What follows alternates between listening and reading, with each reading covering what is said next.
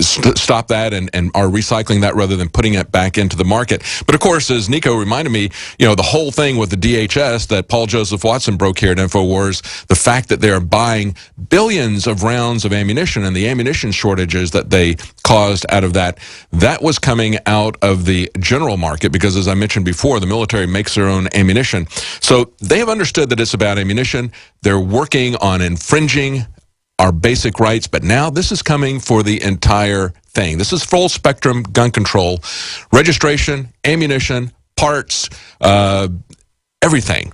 Denying the right of individuals to own weapons, and then also putting in an enforcement mechanism saying that they will enforce it with the UN, although they may have the local police working for them. I want to go back to Joe, and Joe, one of the things that we didn't talk about in the last segment, of course, was the aspect of the transcendent right that we have, the fact that the Constitution just merely recognizes those. These are rights that we possess as human beings from our Creator. Going back to the Declaration of Independence, that understanding of our rights. Go ahead. Yeah, I mean, I think it's important. I tell people all the time when I give speeches that there are books that if you want to be part of what's going to happen, if you want to be part of taking this country back to the place it needs to be, the place it was destined to be, then you've got to read some of these books that the founders read that informed them and taught them from the cradle that we are endowed. They did not create this idea. Thomas Jefferson did not, out of the blue, decide that we were endowed by our Creator with certain unalienable rights.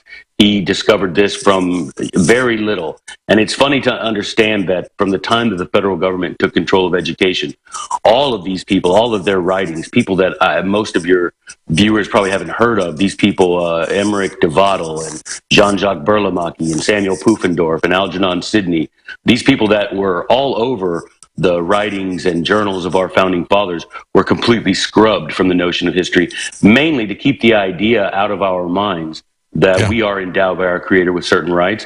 And among those is the right to protect our life. And Alexander Hamilton explained it very well in the Federalist Papers, number 27 and 28, that the purpose is to throw off tyranny. John Locke, he learned it from John Locke as well. And John Locke learned it from those other guys that well, they could even go.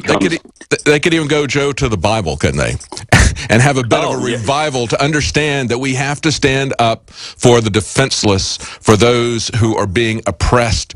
It was Jesus who overthrew the money changers, got angry about that. Why is there no anger on the part of Christians when we see oppression? When we see oppression coming from our own government, too often I see Christians give government a carte blanche to do whatever they want to because of a misunderstanding of Romans. And we've had pastors on to talk about this many times, but that's what I think it initially stems from, is just a misunderstanding of the lines of authority and a lack of compassion for individuals.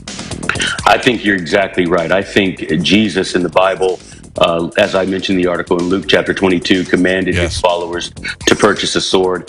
I think Paul in his writings specifically said that it is our Christian duty to protect ourselves and protect our loved ones. And they understood we're out of very time. well. I wish we could go further, but we're out of time. I know you can't continue it. Thank you so much for joining us. Joe Wolverton, NewAmerican.com. Stay with us. We'll be taking your calls right after the break.